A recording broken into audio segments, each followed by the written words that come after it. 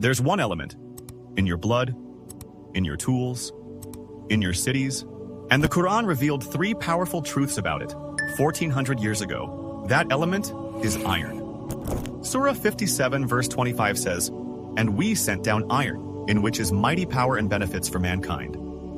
It doesn't say created, it says sent down. And today, scientists agree, iron came to Earth from exploding stars, carried on meteorites. Iron's atomic number is 26. It has 26 protons. In Arabic, the word hadid, iron, equals 26. Science says iron is 26. The Quran says iron is 26. Coincidence? The chapter is called Al-Hadid, the iron. It's Surah number 57, and the abjad value of Al-Hadid is 57. The name matches the number. The Quran has 114 chapters.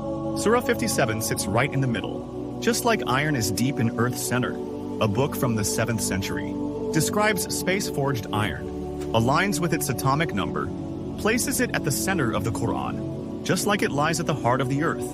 Who could know all this? Only the one who created the stars, the atoms, and you. And Allah revealed the truth for those willing to see.